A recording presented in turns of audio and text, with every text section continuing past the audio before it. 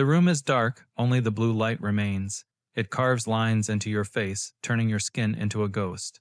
You aren't looking at a screen, you're looking into a black hole that looks back. Your thumb moves, swipe, tap, scroll. You are searching for yourself in a sea of other people's highlights. It's a dull ache, isn't it? That feeling that you don't exist unless someone sees you. Evolution didn't prepare you for this. For millions of years, your ancestors cared what the tribe thought because being cast out meant physical expiration. Now the tribe is 4 billion strangers, and the village square is owned by a corporation in California. You are starving for a sense of self, but you're eating digital sand. You post a photo, you wait. First notification hits, a hit of dopamine, a tiny spark in the brain, but it's never enough. You are narcissists leaning over the water, but the water is made of glass and algorithms. And the reflection is starting to look more real than the person holding the phone. You feel it, don't you? The sensation that you are becoming a ghost in your own life. This isn't a glitch, it's the design. Look at your hands. They are holding a piece of glass. To you, it is a tool. To the machine, it is a surgical instrument. It is dissecting your personality in real time. For 100,000 years, humans lived in small groups, maybe 50 people, maybe 100. You knew your place, you knew your face. If you were the best hunter, you felt pride. If you were the best storyteller, you felt valued. Your ego was a small, manageable thing. It was tethered to reality, to the dirt, to the breath of the people standing next to you. Then came the glass. Suddenly, the tribe grew to include every person on Earth. The competition became infinite. You aren't comparing yourself to the neighbor anymore. You are comparing your morning coffee to a billionaire's vacation. Your biological brain is screaming. It thinks you are failing. It thinks you are at the bottom of the hierarchy, low status, weak, unseen. In the wild, being unseen means you are forgotten. It means you don't get the resources, you don't survive, so you panic. You start to build a representative, a digital lawyer to argue for your existence.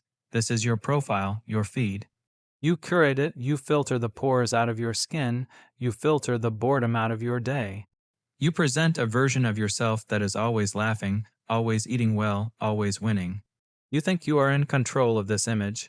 You think you are using the platform to show the world who you are. You are wrong. The platform is using you to see what sticks. Every time you post, you are throwing a piece of your soul against a wall to see if it generates a spark. If it doesn't get likes, that version of you dies. You stop posting things like that. If it gets 1,000 likes, you lean in, you do it again. You become a caricature of what the algorithm wants.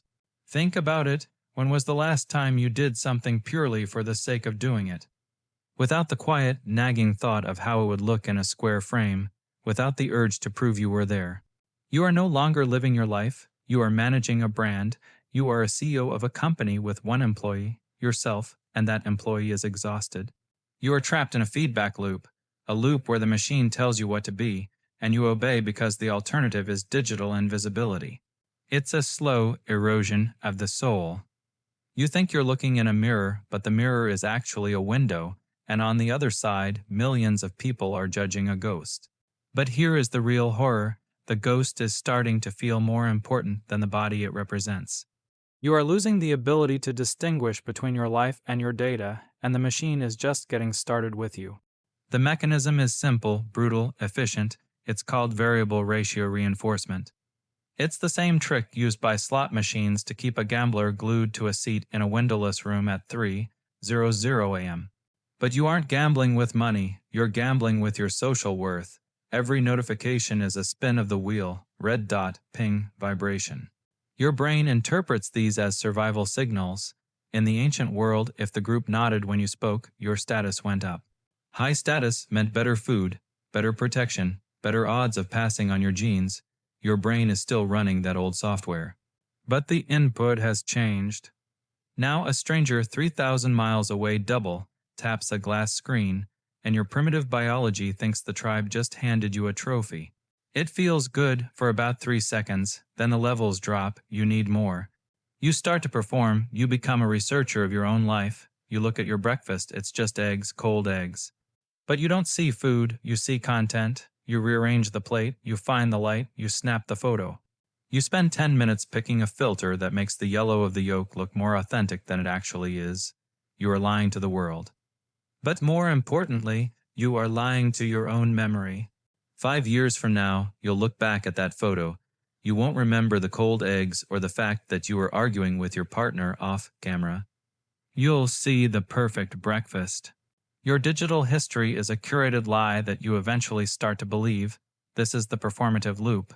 You do things just so you can say you did them.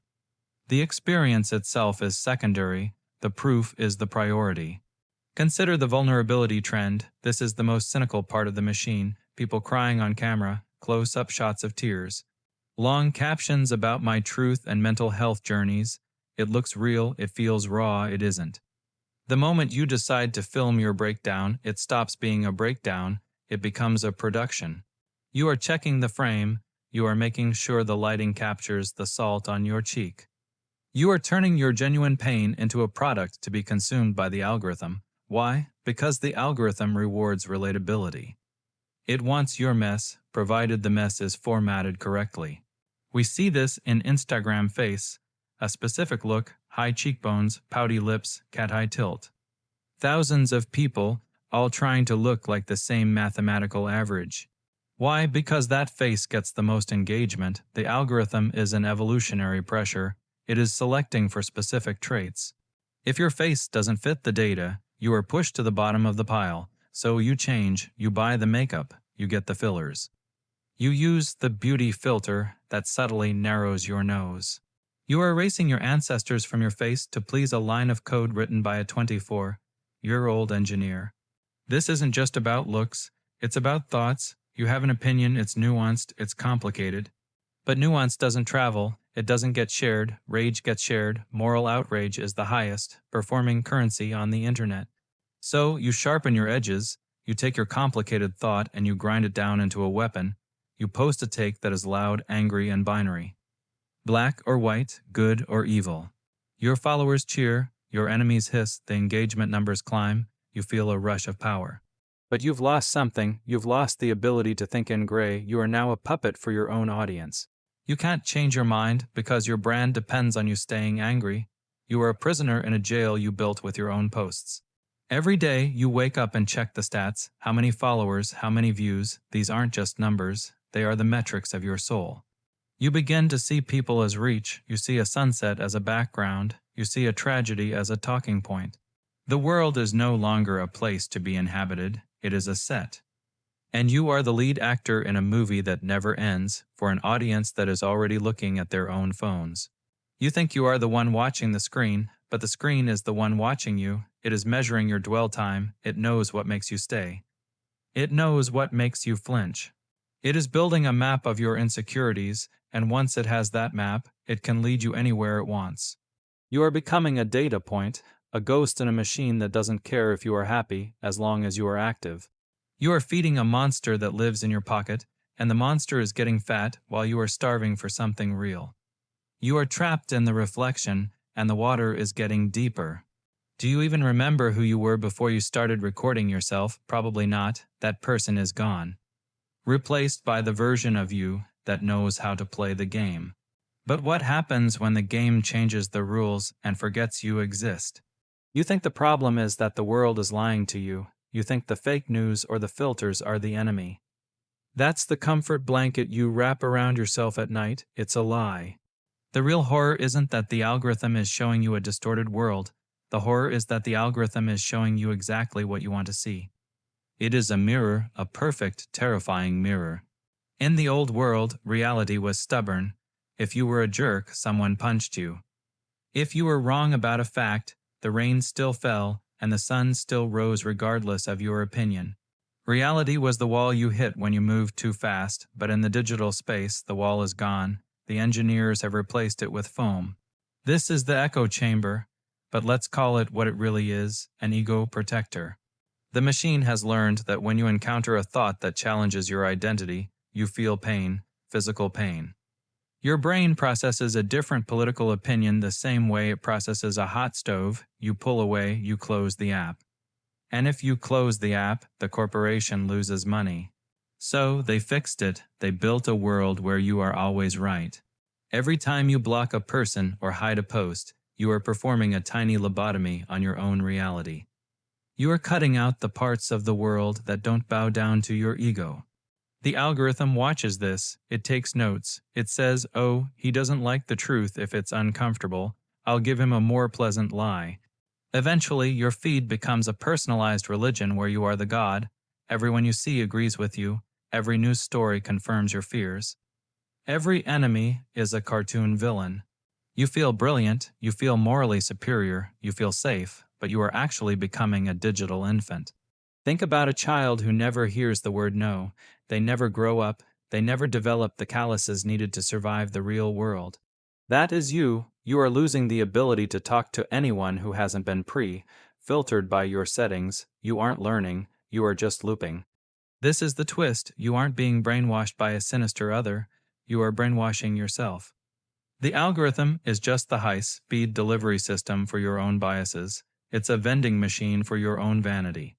You press the button, and it gives you a shot of your right juice, over and over.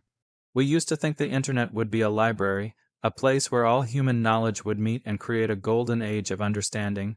We were wrong. It's a funhouse. You walk through the halls and every mirror makes you look taller, thinner, and smarter. You love it there. Why would you ever leave? Outside, the real world is messy. It's gray. It's full of people who don't care about your brand or your journey. But inside the glass, you are a king. You are a victim. You are a hero. You are whatever the data says will keep you scrolling for another 6 minutes. You think you're seeing the world, you're actually seeing a map of your own brain projected back at you. And because the map is so beautiful, you've stopped looking at the territory. You are navigating a ghost world with a broken compass. And here's the cold part, the more accurate the algorithm gets, the more wrong you become. Because a person who never faces a challenge isn't a person anymore, they are a simulation. You are becoming a copy of a copy, optimized for engagement. You feel the walls closing in, don't you? That slight claustrophobia, even when you're looking at an infinite scroll. It's because there's no one else in there with you. It's just you and the ghosts you've invited in to agree with you. You've built a cage out of your own preferences, and the door is locked from the inside. But wait, it gets worse. What happens when your digital twin, that perfect version of you, decides it doesn't need the physical version of you anymore? The transition is complete. You have become a spectator of your own life. You are the director, the cameraman, and the PR agent of a person that doesn't actually exist. This is the dissociation, the split. There is the you that breathes, eats, and feels the weight of the floor under your feet. And then there is the ghost. The ghost is the one with the perfect lighting. The ghost is the one with the sharp opinions and the high-status friends. Here is the dark truth. You have started to prefer the ghost. Why wouldn't you? The ghost is immortal. The ghost can be edited. The ghost doesn't get tired or have bad hair days. But the ghost has a hunger that can never be satisfied. It feeds on attention. In the biological world, attention is a byproduct of value. You do something useful, people notice you. In the digital world, attention is the product itself. You are living in a system of status debt. Every time you post a highlight, you take out a loan of prestige. You feel the rush of the likes. But now, you have to maintain that level. You have to keep the ghost looking successful. If you stop, the ghost fades, and if the ghost fades, you feel like you are disappearing. This is why you feel anxious when you haven't posted in 3 days. It's not FOMO or fear of missing out, it's fear of non-existence. The system has failed you. It was designed to connect us, but it has only succeeded in turning us into competitors in a game with no finish line. We have outsourced our self-worth to a server farm in the desert. We have given a machine the power to decide if we had a good day. Think about the main character syndrome. You walk through a grocery store and you see other people as NPCs, non-player characters. They are just background noise in your movie. But they are doing the same to you. We are a planet of 8 billion main characters, all screaming for a camera that isn't there. We have lost the ability to see the other. We only see how the other reflects back on us. This is the systemic rot. When everyone is a brand, empathy becomes a marketing strategy. Kindness becomes virtue signaling. You don't help the person because it's right. You help them because the photo of you helping them will perform well. The act is hollow. The center is empty.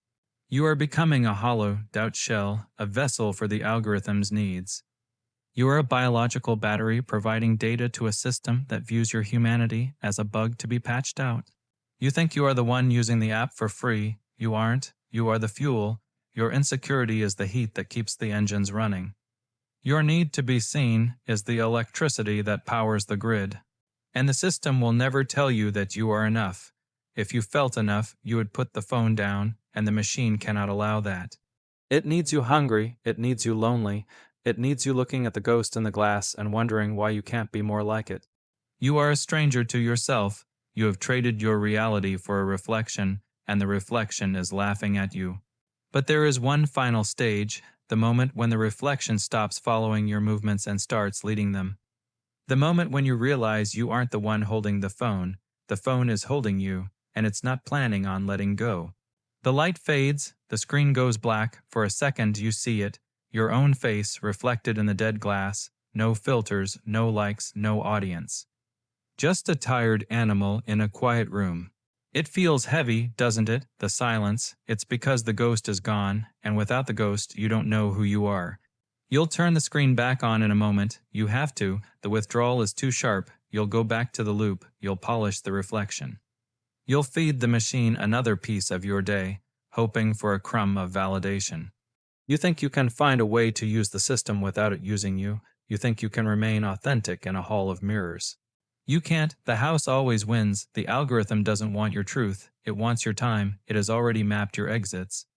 It has already predicted your next move. You aren't the user. You are the product being processed in real time. Go ahead, unlock it. Check the red dot. The ghost is waiting for you. It's better looking than you are. It's more successful. It's more loved, and it's hungry. But as you slide back into the glow, ask yourself one thing. If everyone is busy performing, who is left to actually watch? Next time, we'll look at the architects, the ones who built the cage. We'll see how they've engineered your very loneliness to turn a profit. Stay in the light. It's safer there, isn't it?